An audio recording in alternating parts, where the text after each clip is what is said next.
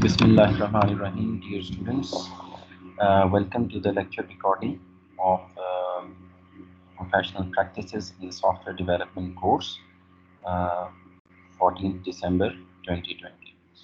तो जैसा कि मैंने आपको पहले भी इन्फॉर्म किया था कि मैं आपके साथ लेक्चर रिकॉर्डिंग शेयर करूंगा, आपने इसको सुन के तो उसके बाद question answer sessions you can do afterwards. तो हमेशा की तरह पहले हम देख लेते हैं कि कोर्स आउटलाइन को।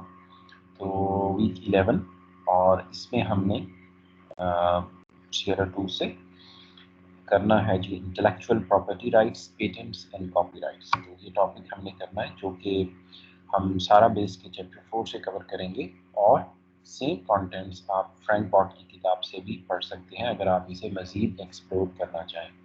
ऑल्दो सारा बेस की बुक के चैप्टर 4 comprehensively covered है। तो लेट्स स्टार्ट। ओके जी, होपफुली आपको अब ये बुक नज़र आ रही होगी। This is the chapter 4 and it is about intellectual property. इसमें हमने 4.1 को कंप्लीट करना है। 4.2 के अंदर कुछ यूएस का जो कॉन्स्टिट्यूशन है उसके कुछ एक्ट्स दिए हुए हैं जिसको हम कवर नहीं करेंगे। 4.2 में सिर्फ जो फर्स्ट पॉइंट है ये रिस्पॉन्स टू कॉपीराइट इन्फ्रिंजमेंट, इसको करेंगे और इसके नीचे एक्ट्स दिए हुए हैं जो कि हमने नहीं करने। 4.3 search engines and online libraries, इसको हम कवर करेंगे। 4.4 फ्री सॉफ्टवेयर और 4.5 patents for inventions in software. तो ये बहुत इंटरेस्टिंग और इजी टू अंडरस्टैंड कंटेंट्स हैं आज की क्लास के, ख़ास तौर पे पिछले लेक्चर को पढ़ने के बाद जिसमें कि आपने बड़ी तफसील के साथ वो एथिकल बाउंड्रीज का चैप्टर किया था और आप होपफुली असाइनमेंट्स पर भी काम कर रहे होंगे। तो उसके बाद इस chapter you will find quite interesting and easy to understand. So 4.1, 3, 4, 5 यानी कि सारा चैप्टर कंप्लीट है एक्सेप्ट 4.2 का सिर्फ हमने पहला पॉइंट करना है। बाकी जो यूनाइटेड स्टेट्स कॉन्स्टिट्यूशन के एक्ट दिए हुए हैं 2 वो हम स्किप करेंगे। ओके जी, so moving forward, intellectual property क्या होती है? What is intellectual property? Copyright का तो आप सबको पता होगा कि आपके पास जो सॉफ्टवेयर होते हैं जैसे माइक्रोसॉफ्ट विंडोज़ आप इस्तेमाल कर रहे हैं या ऑफिस यूज़ कर रहे हैं, ये कॉपीराइटेड होते हैं bye it's developers. However what is meant by intellectual property rights? एक तो आपकी प्रॉपर्टी होती है जैसा कि फिजिकल प्रॉपर्टी है, you purchase a house, you purchase a shop, that is immovable physical property. और उसके आप लीगल ओनर हो जाते हैं। या आप एक ऐसी प्रॉपर्टी लेते हैं जैसे जो मूवेबल है, जैसे व्हीकल है, बाइक या कार, तो वो आपकी मूवेबल प्रॉपर्टी हो जाती है, आप उसके लीगल ओनर होते हैं। इसी तरह से जो आपका क्रिएटिव वर्क होता है, for example you have recorded a song of your own, आपने म्यूज़िक की कोई धुन बनाई है, आपने कोई किताब लिखी है, आपने कोई रिसर्च पेपर लिखा है या आपने कोई ड्राइंग बनाई है, ठीक है, तो ये आपकी कहलाते हैं इंटेलेक्चुअल प्रॉपर्टी राइट्स। इसके ओनर आप होते हैं। अगर किसी ने आपके सॉन्ग को इस्तेमाल करना है कमर्शियल पर्पसेस के लिए या आपकी लिखी हुई किताब को पब्लिश करना है तो आपसे उसकी जो इजाज़त है, जो आपने जर्नल कहीं लिखा होगा, कोई आइडिया आपने दिया होगा, तो वो आपके इंटेलेक्चुअल प्रॉपर्टी राइट्स में आ जाएगा और इसको लीगल प्रोटेक्शन भी हासिल है। देखें यहाँ पे इसने लिखा हुआ है intellectual property protection is to understand that the thing protected is the intangible creative work, not its particular physical form. ये आपकी जो क्रिएटिव वर्क होता है उसको प्रोटेक्ट करता है। मिसाल के तौर पे एक पेंटिंग में इंक और कैनवस से ज़्यादा जो आपने अपनी स्किल्स अप्लाई की होती हैं उसे पेंट करने के लिए, जो आपका क्रिएटिव वर्क होता है, बेसिकली वो आपकी इंटेलेक्चुअल प्रॉपर्टी कहलाती है, जो कि इंटेंजिबल होती है और क्रिएटिव होती है। तो ये तो पहली टर्म हो गई जी। किसी हद तक ये कॉपी राइट से मिलती जुलती भी है, लेकिन इसमें इंटेलेक्चुअल का वर्ड जो है वो क्रिएटिव वर्क की तरफ इशारा करता है। तो इसको हर कंट्री में कॉन्स्टिट्यूशन में वन वे और दी अदर आपके पास प्रोटेक्शन होती है। Legally you are the owner of your intellectual work, ठीक है, और आप इसे रजिस्टर भी करा सकते हैं, you can do that, but still you are the owner of that. नहीं भी रजिस्टर कराते तो आपकी परमिशन के बगैर it can be used. Okay, अब आगे इसने हर टॉपिक में इस चैप्टर में इथिकल कंसिडरेशंस दी हुई होंगी कि भाई इथिकली करेक्ट है या नहीं, और प्रो और कॉन दोनों के हक में ये बोलेगा। और आप पिछले 3 हफ्तों के क्लासेस से ये जानते हैं कि एथिक्स क्या होते हैं और कैसे हम प्रो और कॉन की तरफ जा सकते हैं, और आपके कॉन्सेप्ट्स मज़ीद क्लियर हो जाएंगे जो आपको सेमेस्टर असाइनमेंट मिली हुई है, जो होपफुली आप कर रहे होंगे। तो इंटेलेक्चुअल प्रॉपर्टी राइट की डेफिनेशन के बाद हमारा जो अगला पॉइंट है 4.1.2 चैलेंजेस ऑफ न्यू टेक्नोलॉजीज। अब माजी में कंप्यूटर्स नहीं थे, स्कैनर्स नहीं थे, कैमरास नहीं थे, फोटोकॉपियर्स नहीं थे, तो इंटेलेक्चुअल प्रॉपर्टी राइट्स या कॉपी राइट की अगेंस्ट जाना वाज वेरी डिफ़िकल्ट। जैसा कि इसमें लिखा है, previous technologies raise challenges to intellectual property protection. For example, photocopiers made copying of printed material easy. इसी तरह से computers and communication technologies made high quality copying and high quantity distribution extremely easy, जो कि पहले मुमकिन नहीं था। तो ये टेक्नोलॉजिकल चैलेंजेस हैं। इसी तरह से स्टोरेज कर सकते हैं आप बहुत सी इंफॉर्मेशन को, high volume digital storage media जो है उसको शेयर कर सकते हैं। इसी तरह से कंप्रेशन फॉर्म में यूटोरेंट वगैरह में आप शेयर कर सकते हैं। सर्च इंजन एक और ऐसी टेक्नोलॉजिकल ब्रेक थ्रू है जिससे चैलेंज सामने आ रहा है intellectual property rights, copy rights में। पीयर टू पीयर टेक्नोलॉजीज़ हैं, आप हाइपर टर्मिनल के ज़रिए, वीडियो कॉन्फ्रेंसिंग के ज़रिए शेयर कर सकते हैं इन तमाम कंटेंट्स को। तो इसी तरह से अगर आप देखें, broadband high speed internet is another challenge for intellectual property rights and the copy rights. और सॉफ्टवेयर टूल्स भी आ गए हैं जो कि वीडियो और साउंड को मैनिपुलेट कर सकते हैं, एडिट कर सकते हैं, जो ओरिजिनल जिस शख्स का काम है उसको चेंज कर सकते हैं। तो ये कुछ टेक्नोलॉजिकल चैलेंजेस हैं जो कि आज के वर्ल्ड में हमें फेस करना पड़ते हैं इंटेलेक्चुअल प्रॉपर्टी राइट्स को सेफगार्ड करने में। तो आगे इसने प्रो और कॉन में डिबेट दी हुई है नीचे के इन टेक्नोलॉजिकल चैलेंजेस किस किस तरह से, और एग्जांपल्स भी दी हुई हैं जो कि आप पढ़ लीजिएगा। अ बिट ऑफ हिस्ट्री के कॉपीराइट लॉ जो है उसका आगाज़ यूनाइटेड स्टेट्स में 1790 में होता है, जिसमें जो पब्लिश बुक्स होती हैं, मैप्स और चार्ट्स होते हैं, उसको ये लॉ कवर करता था, और फिर ग्रेजुअली इसके अंदर प्रोग्रेस जारी रही है। इसी तरह से पाकिस्तान के अंदर भी जब तक मुग़ल एम्पायर थी तो ऐसा कोई कॉन्स्टिट्यूशन रिटन जो एम्परर डिक्री होती है, क्योंकि उस वक़्त ये एक मुग़ल एम्पायर थी, तो जो एम्परर डिक्रीज़ होती हैं वो इस मामले में अवेलेबल नहीं थी। जब ब्रिटिश राज यहाँ पे आया ड्यूरिंग ब्रिटिश इंडिया, तो कॉपीराइट और प्रोटेक्शन के एक्ट जो हैं वो 19th सेंचुरी के एंड में, यानी कि 1870 के बाद वो कॉपीराइट जो हैं वो यहाँ पर भी इम्प्लीमेंट किए गए, और उसके अंदर अभी तक तरामीम हो रही हैं। और हमारा जो लास्ट टॉपिक है साइबर क्राइम और ई क्राइम का, उसमें हम जो पाकिस्तान के मौजूदा एक्ट है ई क्राइम का उसको भी देखेंगे, और थोड़ी सी इसकी प्रीवियस हिस्ट्री भी देखेंगे कि ये ब्रिटिश राज के अंदर जो इंडियन कॉन्स्टिट्यूशन था उसमें कब से एमर्ज हुआ है।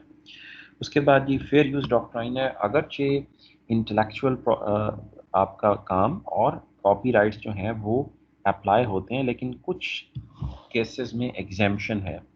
जैसे आपने तालीम के लिए, एजुकेशन पर्पसेस के लिए यूनिवर्सिटीज़ और कॉलेजेस में इस्तेमाल करना है कोई कॉपीराइटेड मटेरियल या इंटेलेक्चुअल वर्क, तो वो फिर आपकी फेयर यूज़ पॉलिसी में आ जाएगा, वो फिर उसके ऊपर लीगल रिस्ट्रिक्शन नहीं होगी। ये अमेरिका के कानून में भी और दूसरी कंट्रीज़ में भी इसकी इजाज़त है। In Pakistan as well we will see. ये फेयर यूज़ डॉक्ट्राइन कहलाता है, जिसमें आप तनकीदी जायज़ा लेने के लिए, देखें लिखा हुआ है क्रिटिसिज्म, कमेंट्स, न्यूज़ रिपोर्टिंग या टीचिंग के लिए आप उसकी कॉपीज़ इस्तेमाल करते हैं, स्कॉलरशिप या रिसर्च के लिए, और कोट भी कर देते हैं। यानी कोट करना इसमें ज़रूरी है। मिसाल के तौर पे आप अपने एमएससी के, पीएचडी के थीसिस में अगर किसी का کام استعمال کرتے ہیں تو آپ کو اس کو پراپرلی سائٹ کرنا ہوتا ہے. آپ اس کو اپنا کام بنا کے پیش نہیں کر سکتے, آپ نے اسے سائٹ کرنا ہے, کرٹیسزم کرنا ہے, انکریج کرنا ہے.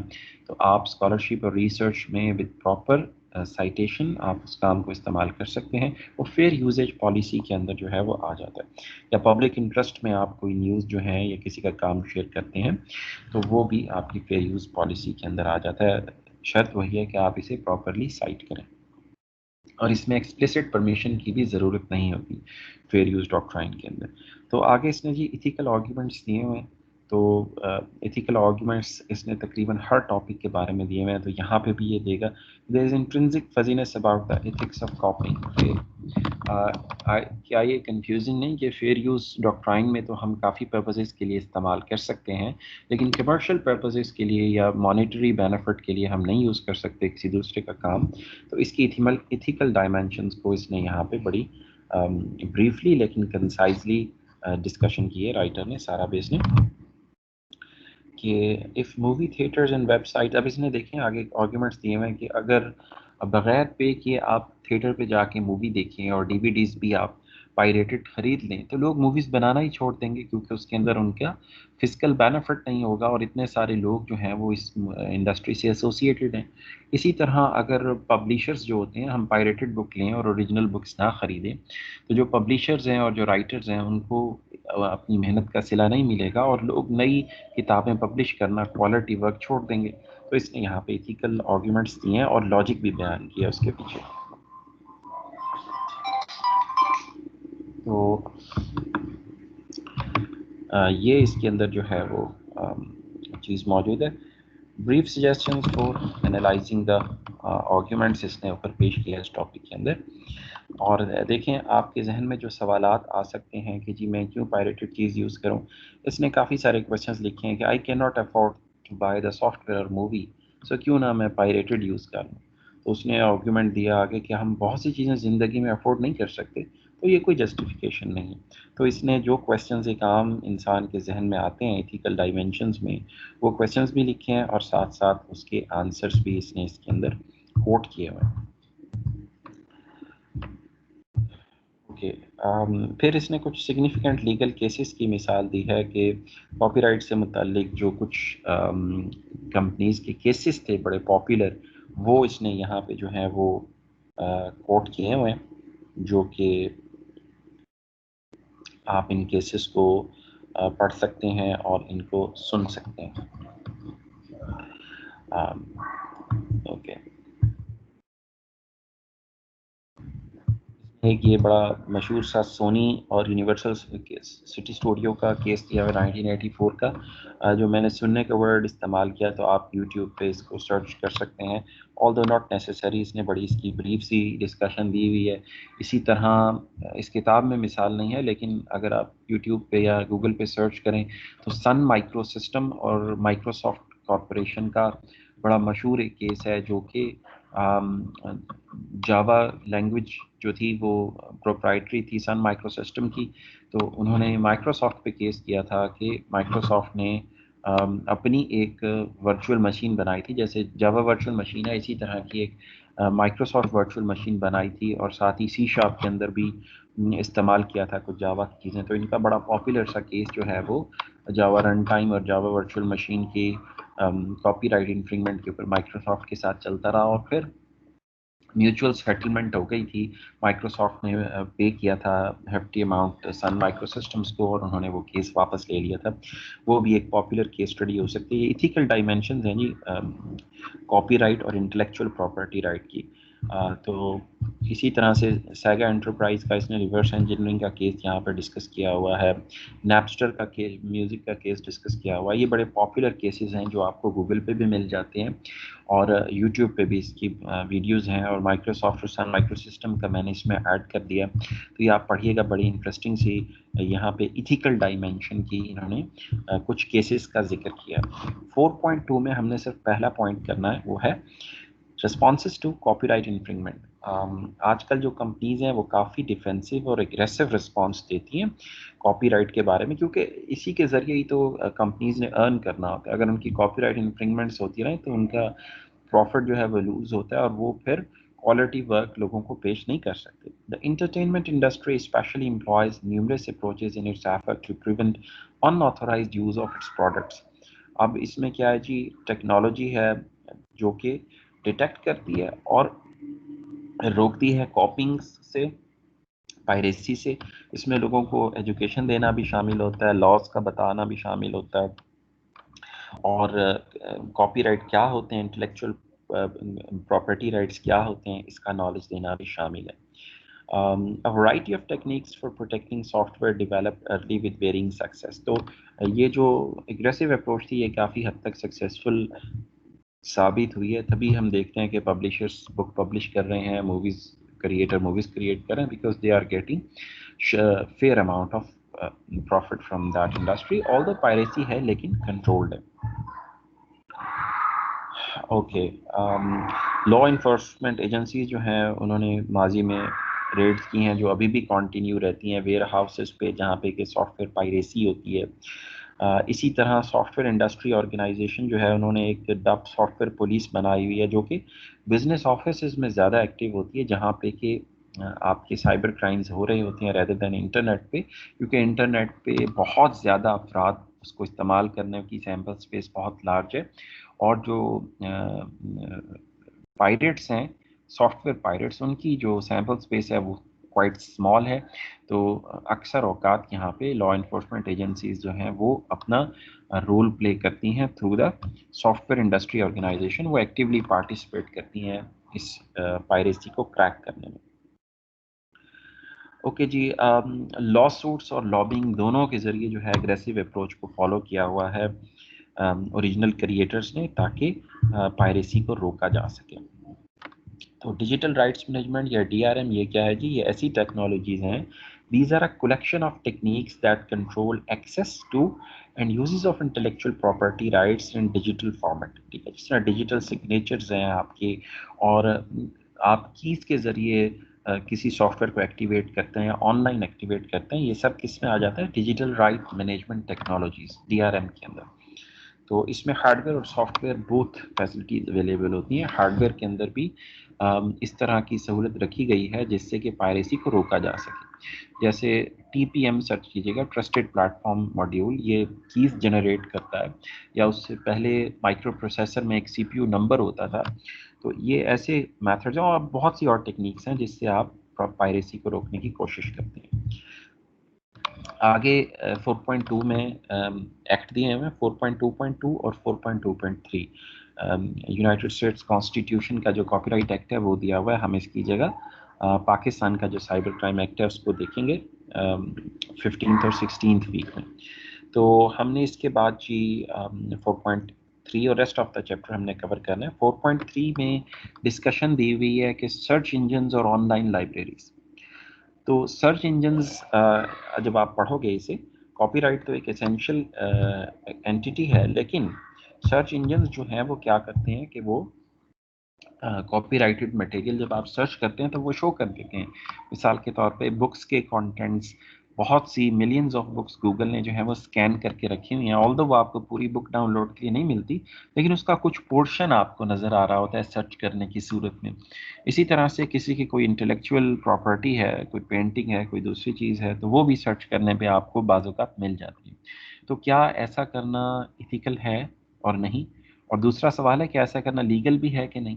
तो इसकी इसने डिस्कशन यहाँ पे दी हुई है. अगर हो सकता है कि लोग इसकी प्रो में जा सकते हैं कि जी आप सर्च करें और आपको किताब मिलती है, एक सफ़ा आप पढ़ते हैं, आपको अच्छी लगती है और आप मार्केट से जाकर उसको परचेज़ कर लेते हैं या आप उसकी ई बुक परचेज़ कर लेते हैं. तो सर्च इंजन के ये शो करने से जो ओरिजिनल क्रिएटर है उसे बेनिफिट हुआ है रेदर देन लॉस.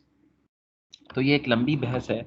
इसी तरह से ऐसा भी हो सकता है कि किसी शख्स को सिर्फ वही पेज जो है वो स्टडी करना था या वो ख़ास इन्फॉर्मेशन चाहिए थी, और अगर उसे ना मिलती तो शायद वो किताब ख़रीद लेता. जब उसे वो ख़ास इन्फॉर्मेशन मिल गई तो उसने बुक को नहीं ख़रीदा, तो लॉस भी हो सकता है. तो इंट्रिंस जो कॉन्सिक्वेंशलिस्ट थ्योरी में अगर हम इसे देखें जॉन स्टुअर्ट मिल की, तो बेनिफिट ज़्यादा है या लॉस ज़्यादा है. और फिर लीगल प्रोविजंस इसमें क्या हैं, वो कंट्री टू कंट्री वेरी करती हैं. लेकिन इंटरनेशनल लॉज जो हैं इसमें बाज़ औक़ात लोगों ने केसेस भी किए हैं सर्च इंजन्स के ऊपर, और इसीलिए जो छोटी सर्च इंजन कंपनीज हैं, बुक में आप पढ़ेंगे, वो ये रिस्क नहीं लेती। लेकिन जो लार्जर कंपनीज हैं लाइक गूगल वगैरह, वो ऐसा रिस्क ले लेती हैं कि अगर कोई एक आधा केस हो भी जाता है तो उनका ग्रॉस प्रॉफिट इतना है कि वो उसकी लीगल फी पे कर सकती हैं। तो ये भी एक डिस्कशन हो गई। इसी तरह ट्रेडमार्क सर्च टर्म्स, ऐसा भी तो हो सकता है, आगे वही बहस चल रही है कि एक कंपनी है, जैसे फॉर एग्जांपल पाकिस्तान के अंदर नेटसॉल है या एक्रोलॉजिक्स है। आप इंटरनेट पे कोई एक्रोलॉजिक के नाम से कंपनी बनाते हैं, फेक वेबसाइट बना के गूगल की सर्च इंजन में अपने टैग्स डाल देते हैं। जब भी कोई उस कंपनी को सर्च करे तो आपकी फेक वेबसाइट सामने आ जाए। तो ये एक डिलेमा हो सकता है ट्रेडमार्क सर्च टर्म्स। इंजन का कसूर नहीं है, लेकिन कोई और शख्स जो है वो पायरेसी कर रहा है और इस्तेमाल सर्च इंजन को कर रहा है इनडायरेक्टली। तो ये भी इथिकल डिस्कशन के अंदर सर्च इंजन के आ जाता है। इसी तरह से ऑनलाइन बुक्स की तो मैं आपको बता चुका हूँ कि ऑनलाइन बुक्स जो हैं उसमें भी प्रोज एंड कॉन्स हो सकते हैं, इथिकल और लीगल, जब आप उसे सर्च इंजन पे शेयर करते हैं। सो फाइनली हमारा टॉपिक जो है वो आ जाता है फ्री सॉफ्टवेयर। ये ओपन सोर्स जो हमारा सॉफ्टवेयर होता है उससे मुताल्लिक है। Free software is an idea an ethic advocated and supported by a large usenet group of computer programmers, ऐसे प्रोग्रामर्स जो कि कॉपी यूज डिस्ट्रीब्यूशन फ्रीली आपको अलाउ करते हैं, और कोई किसी भी तरह की रिस्ट्रिक्शन नहीं होती। बस ये रिस्ट्रिक्शन होती है कि आप इसको बेच नहीं सकते उस फ्री सॉफ्टवेयर को। बाकी आप उसे इस्तेमाल कर सकते हैं, एडिट कर सकते हैं, उसका कोड भी देख सकते हैं। जैसे आपके पास लिनक्स है, यूनिक्स की डिस्ट्रीब्यूशंस हैं, वीएलसी प्लेयर है, और बहुत से ऐसे ओपन सोर्स सॉफ्टवेयर हैं जो कि आप फ्रीली डिस्ट्रीब्यूट कर सकते हैं, इस्तेमाल कर सकते हैं, एडिट कर सकते हैं। बस उसमें एक शर्त होती है कि आप उसे बेच नहीं सकते, यानी कि उससे खुद प्रॉफिट नहीं कमा सकते। ठीक है, तो ये चीज़ कहलाती है ओपन सोर्स सॉफ्टवेयर या फ्री सॉफ्टवेयर। और एक ऐसी तहरीक चली थी कि जितने भी सॉफ्टवेयर हैं सबको फ्री होना चाहिए, should all software be free. Some people in the free software movement do not believe that copyright should protect all the software. वो ये क्लेम करते हैं कि सॉफ्टवेयर जो हैं सब के सब आपके पास, या most of the software source code के साथ अवेलेबल होने चाहिए, ताकि इनोवेशन का साइकिल भी बढ़े और लोग जो हैं बेनिफिट भी ले सकें ज़्यादा। हाउएवर, अगर ऐसा होगा तो पिछली आर्ग्यूमेंट वही कि क्वालिटी सॉफ्टवेयर में भी जो मिलता है इस वक्त कमर्शियल, वो इतना ज़्यादा आपको अवेलेबल नहीं होगा। फॉर एग्जांपल, आप अगर वीडियो गेम इंडस्ट्री में जाएं तो जो सॉफ्टवेयर वीडियो गेम्स हैं वो जो ज़्यादा लोग प्ले करते हैं वो कमर्शियल ही हैं। ये स्पोर्ट्स का जैसा नाम है, किसी ज़माने में सेगा का नाम था, तो वो फिर आपको अवेलेबल नहीं होंगी। ओपन सोर्स में उतनी क्वालिटी की गेम्स अवेलेबल नहीं है। तो they should be commercial entity as well in addition to the open source community. तो इसके भी इसने इथिकल कंसिडरेशंस दी हैं। तो इसी तरह से आपके पास जो फाइनल टॉपिक है हमारे पास, वो है पेटेंट्स। पेटेंट्स क्या होते हैं जी? आपने कोई नई चीज़ जब इन्वेंट की है तो उसके लिए आपका जो मुल्क का या world wide patent registration authority है, आप वहाँ पे सबमिट करते हैं अपनी इनोवेशन, और अगर वो वाकई नई है तो वो आपको एक ख़ास वक्त के लिए पेटेंट दे देते हैं कि आप ही इस टेक्नोलॉजी को इस्तेमाल कर सकते हैं।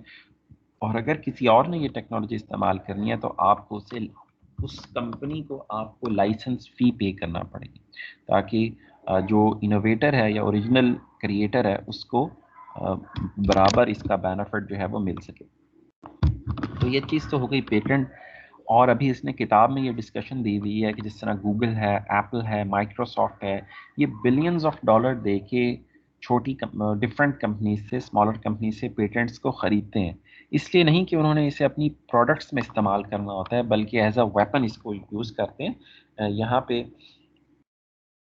इसने लिखा भी हुआ है, it is common for new articles to refer to arsenal of patents and to explicitly call patents as weapons।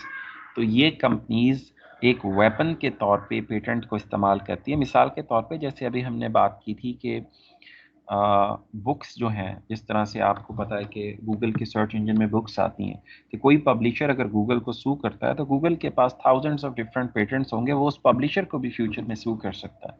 सो ये एज अ डेटरेंट पेटेंट्स खरीदती हैं लार्जर कंपनीज कि अगर उन्हें कोई सू करे तो वो इन आंसर उसको भी सू कर सके। तो ये भी एक गेम है कि स्मॉलर कंपनीज से डिफरेंट पेटेंट्स लेकर रखे हुए होते हैं, क्योंकि मोर और लेस नोइंगली या अननोइंगली आप टेक्नोलॉजीज़ को इस्तेमाल कर जाते हैं बगैर हर चीज़ की इजाज़त लिए।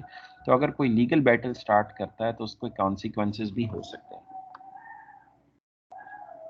ओके, अब ये पेटेंट के वर्ल्ड में भी कन्फ्यूजन्स और कॉन्सिक्वेंसेस हमेशा लाई करते हैं कि आप अननोइंगली अगर कोई पेटेंट इस्तेमाल कर जाते हैं तो फिर उसके लीगल कॉन्सिक्वेंसेस भी आपको फेस करना पड़ सकते हैं। और इसीलिए मैंने बताया कि वो जैसे ऊपर के टॉपिक में आप पढ़ोगे कि आर्सेनल ऑफ पेटेंट्स जो है वो सेव रखा जाता है लार्जर कंपनीज से, और फिर उनको उनको थोड़ी फ्लेक्सिबिलिटी भी मिल जाती है दूसरों की टेक्नोलॉजीज़ को इस्तेमाल करने में, या जहाँ पे वॉक लाइंस अवेलेबल हों तो उन्हें क्रॉस करने में, जो स्मॉलर कंपनीज अवॉइड करती हैं, स्मॉलर सर्च इंजन अवॉइड करते हैं, लेकिन लार्जर कंपनीज लाइक गूगल जो हैं उसको इस्तेमाल करती हैं और उसको जो है वो एम्प्लॉय कर सकती हैं। ओके जी, तो ये था हमारे पास पेटेंट की डेफिनेशन, और फिर ये इसने फ्यू केसेस दिए हुए हैं आखिर में। जिस तरह पॉल एलन जो था, ये बिल गेट्स के साथ इसने माइक्रोसॉफ्ट कॉरपोरेशन को इनकॉर्पोरेट किया था शुरू में, और इसने काफ़ी सारी कंपनीज जैसे गूगल है, फेसबुक है, एप्पल है, ईबे है, नेटफ्लिक्स है, अमेरिका ऑनलाइन या AOL है, और इनको इसने सू कर दिया कोर्ट के अंदर के ई कॉमर्स और वेब व्यूइंग फीचर्स जो कि माइक्रोसॉफ्ट ने पेटेंट कराए हुए थे उनको इस्तेमाल किया था। हाउएवर पॉल एलन जो है वो अपना केस जो है वो लूज़ कर गया 2011 में। इसी तरह से एप्पल ने एंड्रॉयड के ऊपर केस करके, और ये केस जीता भी था, जिसमें वो टैप और टच स्क्रीन का इस्तेमाल था जो कि एप्पल ने अपना पेटेंट लिया था। ऑल्दो इसका इन्वेंटर तो जीरोक्स लैब्स था, लेकिन टेलीफोन इंडस्ट्री में इसको सबसे पहले एप्पल ने यूज़ किया था, लिहाजा और पेटेंट भी लिया था। तो फिर एंड्रॉयड ने जो है इसको इसके नतीजे में एप्पल को पे किया था, और ये केस एप्पल जीत गई थी। इसी तरह से IBM ने अमेज़न को सू किया था।